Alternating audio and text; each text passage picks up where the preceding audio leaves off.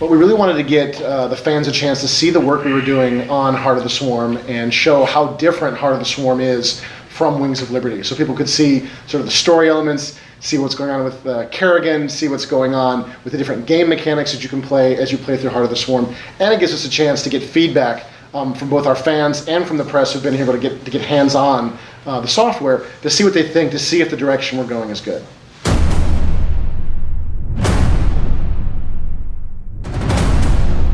So Heart of the Swarm actually started in concept many years ago. So the main concept for Heart of the Swarm is this is the Kerrigan story. She's sort of the fallen queen of blades now. Will she get her powers back? Who knows?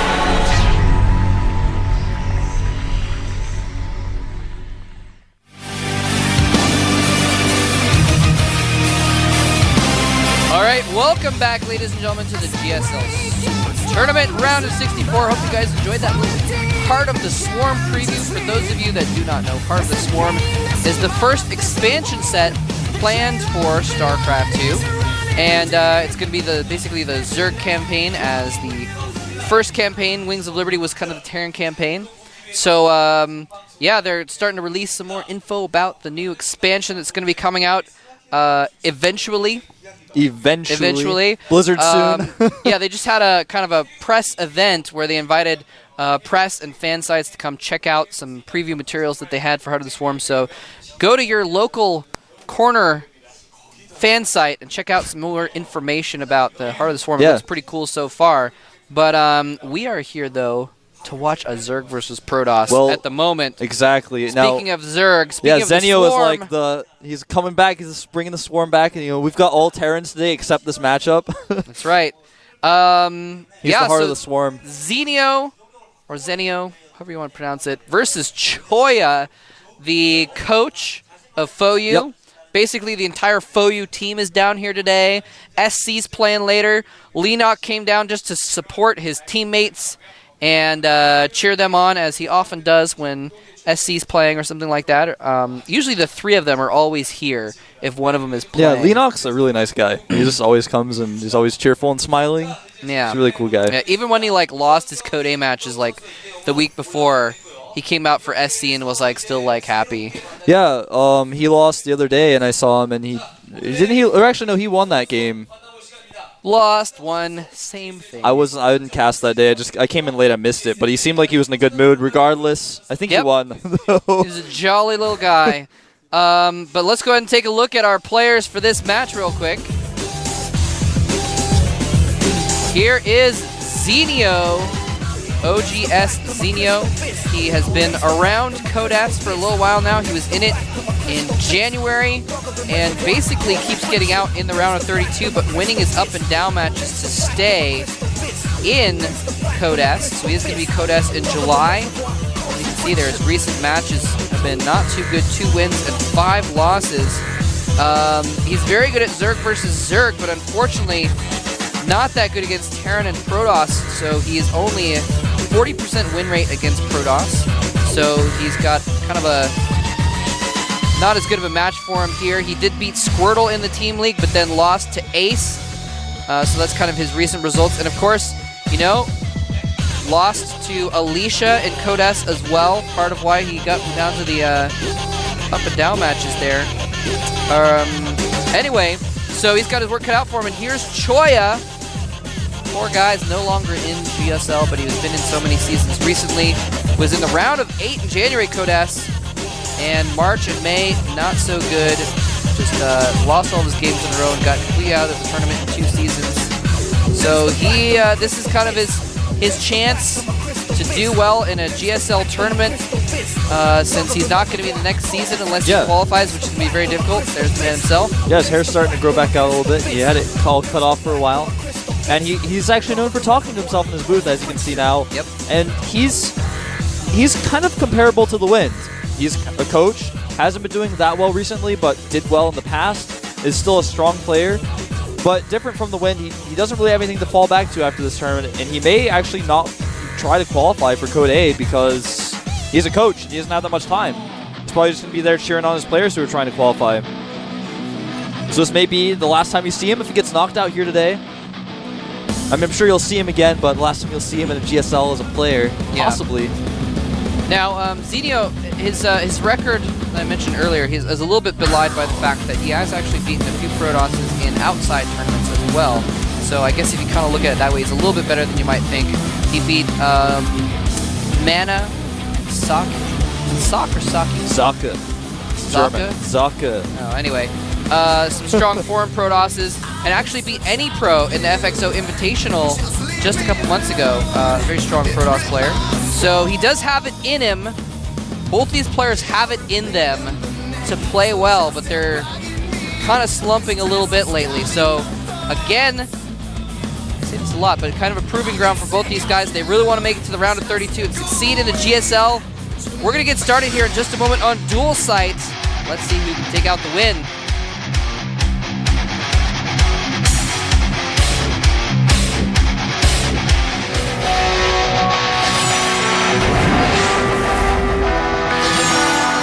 Zenio versus choya for you.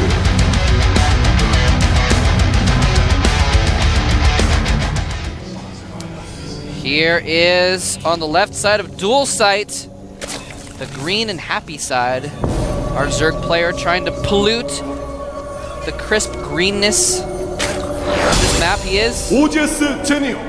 He's just going to take all that beautiful grass and creep it up. Can you believe it, Wolf? Can you believe it? Makes me a little bit sad. Here is Choya attempting to repopulate the desolate, lava-filled land on the right side of the map. Did you just say this is Choya? What? I think you messed that intro up, Moletrap. I think you said, yeah, and over here, this is Choya. Did I? I think you did. Either way, there's I don't remember. I didn't mean to if I did. One of our Korean fans has that little rabbit. I forgot that guy's name, but he's all over the GSL website. I think it's that's like Kokosho's mascot, yeah. Kokoshu. Anyway, so Choya going for a very, very fast scout and a gateway on top of his ramp. Wolf, I smell shenanigans. You smell shenanigans? I smell shenanigans, man. Look at him. He's not just, he's like singing to himself in his booth. It's like rocking out to the beat of the Protoss theme music. No, I mean, he like scouted really quickly and now he's getting a gateway. He's not looking to expand right now. I don't know. It could just be, he could just go into 3-gate expand, but I feel like he's up to something. Well, Choya is known for 4-gating. He's known for an all-in. He's done these little tricky all-ins where he makes a Stargate and starts cranking out Void Rays. He goes like 3 gates and a Void Ray and tricks his opponent to thinking, I'm going to do a 3-gate Sentry Expand that just all-ins. Saw Nesty hold an incredible game on Scrap Station. Comes to mind. He's really well known for doing what Artosis likes to call the Choya 4-gate, which I just like to call it the 1-gas 4-gate, but he's well known for doing that. I do that all the time, actually. But I wouldn't put it past him to do something like that. Dual Sight obviously is a 2-player map. The rush distance is incredibly long. Yeah, well, he still only has that 1 gas, and he's getting his core up. Now, Zenio has not done a drone scout. Never mind, he actually has a 2nd gas up. I'm a liar. And regardless, Zenio has no idea what's going on. He has not drone scouted. He's just sending out some Zerglings. He did go for a fast pool, relatively fast pool. So those Zerglings are going to be able to poke and prod Choya's base relatively quickly, and he's expanded after it as well. Yeah, Zenio is going for a speed link expand. Really, really safe, especially when you're playing against a player like Choya, who has been known to do all-ins from time to time. I think basically he was just like, all right, I don't really know exactly what you're going to do, but I'm not even going to drone scout because you're somewhat predictably. He's just sent that Overlord to scout. Wanted to see if there's a fast Nexus. Oh, he's going to do the trick. This is a really cool trick. He can drone drill through behind the Zealot. Oh, nice. And that drone is just going to get in and try and scout. He does scout both gases and doesn't really find any other tech around, though. Of course, there could be some tech hidden, but he did see 2 pylons, so it's probable that he doesn't have any tech hidden or anything like that. So very nice little scout there, using the Zerglings to distract so he can get the drone through with as many hit points as possible. Yeah, I just want to just talk about that for a little bit here as these Zerglings run in and check. Now, what you can do if you're a Zerg player is if you send all of your Zerglings forward and the drone, the Zealot can't deal with all of it, so this drone sneaks by. And if the Stalker isn't out yet, it was just barely not out in time, you can get into the base and see everything. And right now, if I were Zenio, I'd be thinking, oh, he probably hit some tech somewhere. But Choya is going to be going for a 1-gate expand. Super, super risky. Actually, so risky. Yeah, you're right. I guess he actually didn't... I was thinking like he saw the whole base because of the 2 pylons, but yeah, I guess you're right. That wouldn't... at this point in the game, I was thinking it was earlier for some reason. At this point in the game, there might be some tech somewhere. Might be a little worried. He is moving around. Oh, this Overlord might... Actually, I think it's probably going to escape. But yeah, you're absolutely right. This is a very risky. He's only got like 1 sentry, 2 now, just getting a 3rd, trying to expand off this, and Zenio sees it. Now, Zenio, I think, is the kind of player who might try to take advantage of this. He just did lose an Overlord, so... He's going to take a very fast 3rd, realizing his opponent doesn't have that many gates. And I think, at first, before he saw the Nexus, he was like, okay, maybe you're hiding tech. I just want to play this safe. Kept checking with the Zerglings. And once he saw the Nexus, he was like, oh, you're actually just going for a really, really risky expand. He also checked to see how many gateway units Choya had. He said, you don't have that many units? Well, you can't really pressure me right now. You even cut a Forge, so you're kind of nervous. You got to play a little bit defensively now. He is starting that Forge up now, kind of at the back of his base, a little bit of a weird spot for it. Yeah. But Choya taking that smart 3rd base, I like it. And he's starting to get out some Zerglings as well, which is also good because even though he's gone for this fast expansion, if he doesn't get some forces out, then Choya could put on some pressure. And I think it would be risky for him to move out at this point. He actually is going to go and try and prod these Zerglings.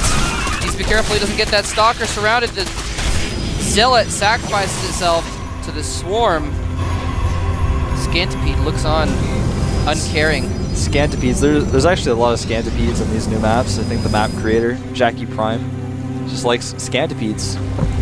And what's not liked about Scantipedes? I know. I feel the same way. They're adorable and delicious. I've never tried one. No? Nope. I actually like the critters. I don't eat them, generally. Oh, okay. These Speedlings want to get something done.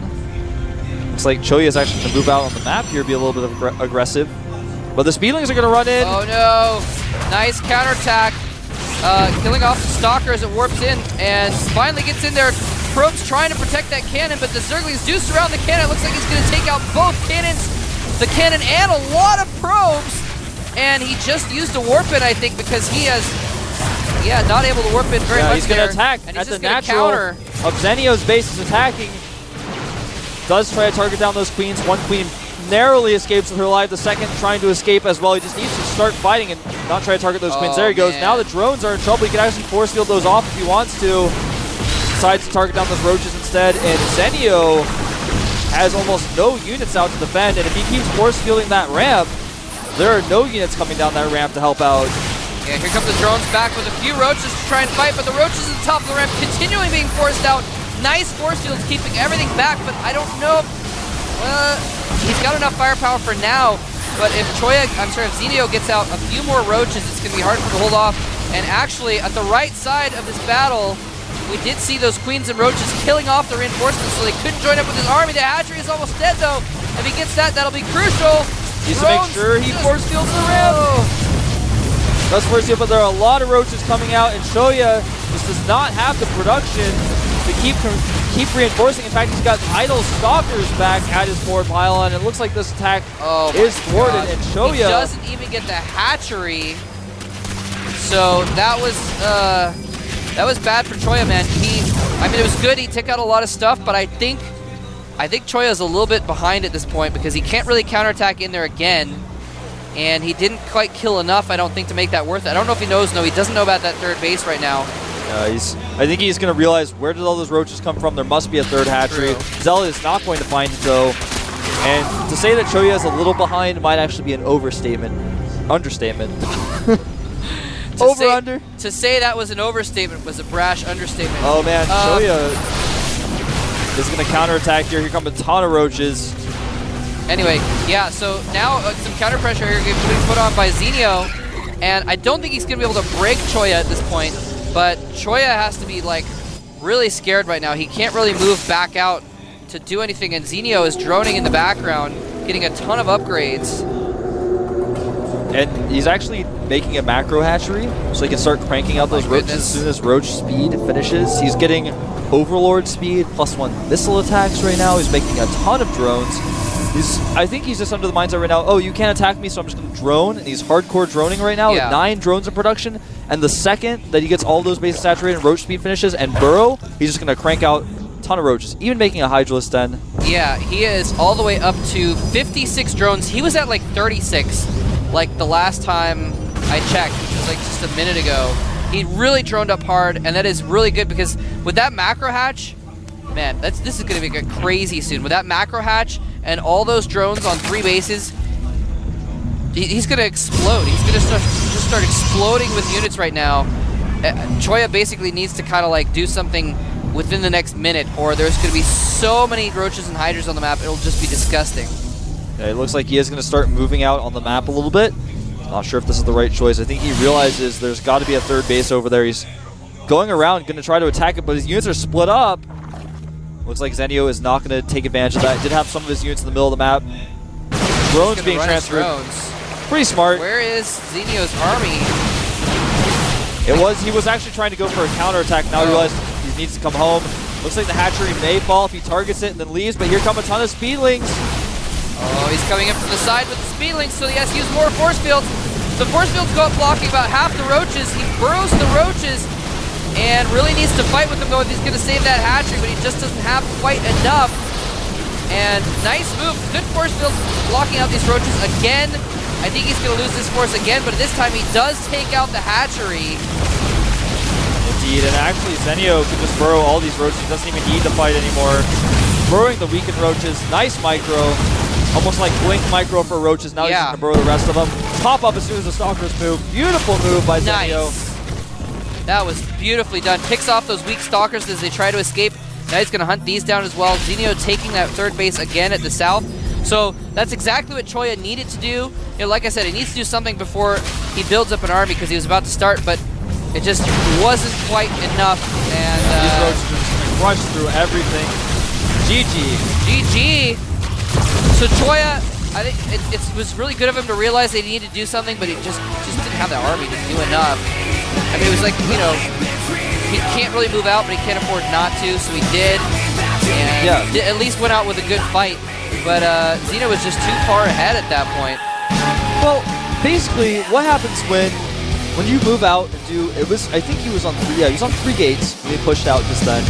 And when you push out and be aggressive with those 3 gates, you can make a 4th pylon, that's fine. But the second you realize, I'm not going to win that fight, get out of there. You don't just kind of like try to warp in some stalkers. The pylon's kind of far away, and you like try to bring them in. His pylon you just was get really out of far there. away. Don't want to lose all those Especially sentries. that first battle, his pylon was really far away, so he couldn't reinforce.